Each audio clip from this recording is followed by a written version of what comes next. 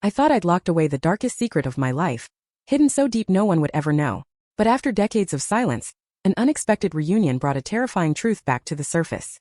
Now, as time runs out, I'm finally ready to reveal the secret that shattered my family and turned my world upside down. But will the truth set me free, or destroy everything I've ever known? Many years ago, I worked for a film studio. I was a spokesperson of sorts, on one of their television programs a few times. I was never a celebrity or famous, and I stopped working there soon after this happened. It was a very brief period of time, but during that time I met a boy my age who I began dating, who worked behind the scenes on the same program. I am going to call him James for this story.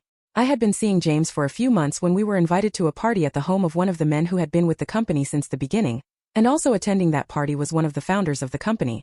I knew him because I had worked with him on the aforementioned television program. I'll call him Greg. Greg was in his 60s at the time, married. His children were grown with kids of their own. I hadn't had much experience with alcohol, and at the party I drank too much, too quickly, and felt sick. James wasn't ready to call it a night, so I told him I planned to go lie down in one of the bedrooms for a bit, and to come and find me once he was ready to go home if I hadn't sobered up by then. I recall trying a few unfamiliar doors and eventually finding a bedroom. The lights were off, and I was certainly not in the most coherent condition at the time, but I felt around on the bed and it seemed as though it was still made up, which was enough for me to assume it was unoccupied. I laid on top of the covers and apparently I fell asleep. I was awakened at some point afterward to someone behind me with one arm around my waist, attempting to have relations with me. I was still a virgin, and had I not still been quite intoxicated, I absolutely would have stopped it, but I was so out of it that I didn't react appropriately. I know it sounds ridiculous, but at first I wasn't even sure it was actually happening. I felt it might have still been part of a dream. I assumed it was James, and I asked him what he was doing, but he didn't respond. I did not fight or tell him to stop. As drunk as I was, any semblance of logic or judgment had left me. I wasn't afraid, but I did feel a bit helpless. This is not an excuse. I don't intend it that way. It is an accurate retelling of events from my perspective and nothing more. I didn't stop him simply because I was too intoxicated to think straight, and I accept responsibility for my lack thereof at the time. I recall whispering to him a few times, addressing him as James, and being met with silence before I happened to look down at the arm holding me against him, and immediately I knew that was not James' arm. It was a wiry, hairy old man's arm and hand, with a gold ring on one finger. I'm not sure how long it took in reality, but in my recollection the entire encounter was over in seconds, so by the time I'd noticed, it was over. Seeing the unfamiliar arm shocked me and sobered me up enough to drag myself out of the bed. It was still quite dark, but my eyes had adjusted enough to recognize the man in the bed, and it was Greg, plain as day. He was curled up on his left side, facing me very still. His arm was still out in front of him where I had extracted myself from under it. His eyes were closed and I could hear him breathing. It made a whistling sound each time he would inhale. I panicked and left the room quickly and quietly, went to the bathroom and cleaned up. I remember feeling dizzy and nauseated and trying to vomit, but nothing would come out. I was able to find James still enjoying the party, oblivious to what had just happened to me, and I told him the first of many lies. I said I had just been sick in the bathroom and needed to go home. A friend who was also at the party offered to drive me. I still lived with my parents and I was scared of them greeting me when I came home. I was afraid they'd be able to tell by my face somehow, or that they would ask questions and cause me to confess what had happened. So I sneaked in the side door and went straight to my room. It would have been pointless to tell anyone anyway, as no one would have believed me. Greg was known to be a very decent, moral type of man, the sort who would never have been unfaithful to his wife, let alone by forcing himself on an unconscious young employee. Truly, that was my experience with him as well. He never said anything vulgar in my presence, never made any type of flirtatious comments during the time I worked with him, even when we were alone together. I never felt threatened by him whatsoever. I hadn't run into him at the party before the incident, but a coworker who had was telling people he seemed very inebriated and was slurring his words to such an extent that they could barely understand him. I believe it. I think he was not in his right mind at the time, and I do not think he was conscious of what he was doing or to whom. James would try to persuade me to be intimate with him as guys tend to do, and I'd turn him right down each time, but the week after the incident at the party I gave in. I wanted the experience with James to be my real first time, as it was a situation I was more in control of, and had had some say in. I wanted to forget the other thing had happened at all.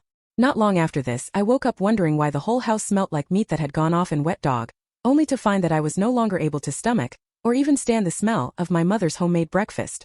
She and the rest of my family insisted it smelt and tasted fine, so I knew something was wrong.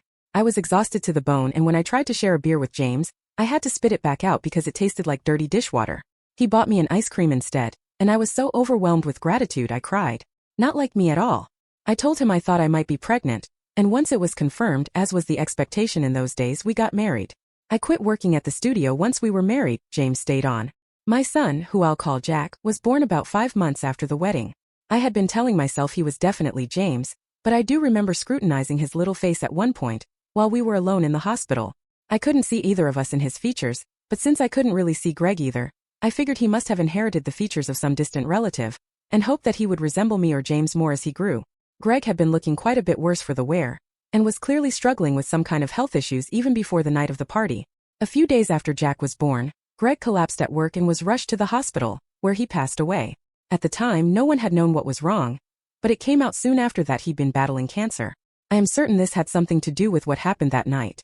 In spite of what some may think reading this story, Greg was not a rapist. He was not a bad person. I believe that either the cancer had affected his mind, or that he was taking medication that had interacted with the alcohol he drank and somehow caused him to do what he did. I hold no feelings of ill will toward him whatsoever. James and I both have light hair and eyes. Jack was born with dark hair, but to my relief it quickly turned blonde. His eyes remained blue for quite a while, then turned to a lovely aqua, but eventually had settled into a dark green hazel color by his 3rd birthday. It was around this time that I first began to notice that he would occasionally remind me of my former boss. It would just be a certain angle of his face and expression he'd make things like that, so I was able to brush it off mostly as not meaning much of anything. I simply refused to entertain those thoughts. I had come across an old tintype photo of one of my husband's great-grandfathers, who'd had dark hair and eyes, and I convinced myself I'd found the source of our child's unfamiliar features. I even showed it to James, who agreed there was a resemblance, and that was that. Anytime anyone would ask who he looked like, we'd relay that information. From the start, Jack was different from other children. It became more noticeable once his sister arrived 2 years later, and we had her to compare him to. He had never been a normal baby, though. He didn't like to be held or cuddled much. He would stiffen and push away from us, and he would scream for hours on end day after day. He rarely slept. He'd scream his little head off until he puked up everything after every feeding, and continue screaming until the next feeding. He was miserable. Nothing we tried would soothe him. It nearly drove James and I to distraction in the first year of his life. Jack was a late walker, but by the time he was 1, he could speak in full sentences, and at 18 months, he was able to draw recognizable human figures with faces, hands and feet, hair, ears. I was amazed. Nobody else in our family had any kind of artistic ability. He would develop these intense obsessions with different subjects, historical figures and events, various mechanical things and modes of transportation, different species of animals, etc. Whatever his obsession du jour was, he'd talk only about that, draw pictures of it, make up stories about it, etc. We'd buy him books, and he would read them until he could recite every fact and figure. One of his very first obsessions was something I knew Greg had also shared a lifelong interest in, and I recall being paranoid that James would make some type of connection, but he never did. You'd think an obviously bright kid like Jack would excel, but he did terribly in school. He got into trouble on a daily basis for refusing to do his work. He would sit there and draw pictures all day, and when the teacher addressed the issue with him, he'd pretend to agree, wait until they'd stopped watching him, and then go right back to drawing. Jack did whatever he wanted to do, and that was that. He would read his textbooks cover to cover the night they were distributed, and was able to pass the tests, but failed his classes because he wouldn't turn in any work. I had never met a kid like Jack. Neither had James. We had no clue how to handle him, and he was often in trouble at home as well. He would have screaming tantrums well into his later childhood years if he became overwhelmed or if things didn't go his way. James had difficulty bonding with Jack due to their differences, and they were usually at odds with one another. Jack dropped out of school and moved away from home at 16, mostly, I believe, to escape James' temper. He went to live with my parents, who were still in CA at the time. We had since moved to the opposite coast, and we didn't see him for a couple years. Then one day out of the blue he appeared on our doorstep. No call, no warning of any kind, he was just their typical Jack. When I opened the door, I found myself face to face with the absolute spitting image of a young Greg. There was no denying it anymore. I had a hard time keeping it together at first. I felt uneasy talking to my own child. I was so afraid James would notice. Same face, same hair, teeth, ears, everything. He would fidget in the exact same manner with his hands and sit and stand in the same positions. It made me feel like a horrible person inside. I desperately wanted to tell him and everyone else the truth, but I knew it would destroy our family. James had a temper and we all feared his wrath. I didn't want to find out what he would do if faced with the fact that he'd been lied to for so many years about such a life-altering thing. So I still kept the secret. I kept it even after James passed in 2020. I kept it until I had a minor stroke, and my doctors told me that I have an inoperable abdominal aortic aneurysm, and 95% blockage in both of my carotid arteries in my neck. That was last year. I don't know if either of those things will take me out, or something else, but I finally told Jack the truth. He took it as well as could be expected, and tells me he understands my reasons for keeping it to myself for all this time. I have asked him to keep it a secret as well, and he then told me about this website where I could share it anonymously. He has already done so and claims it helps him to get it off his chest as the site advertises. I'm giving it a try. It is my understanding that I may or may not receive any response to this, and that is all right. I know it's quite the novel. I am aware that what I have done makes me a liar, and that some may see me as a terrible person, but the choices I made were the ones I thought were the best at the time for myself and my kids, and I can't go back and change anything now. Nothing good would have come of me telling the truth. I have no regrets. Thank you for the opportunity to share this, and hopefully getting it off my chest will bring me some peace. Maybe some young woman out there is in a similar situation and will feel better knowing she's not alone. Who knows? ETA. I truly appreciate all of the kind words and reassurance. I don't want to try to reply to everyone, or there will be too many comments, but I have liked each of your replies. I understand why people would pity James.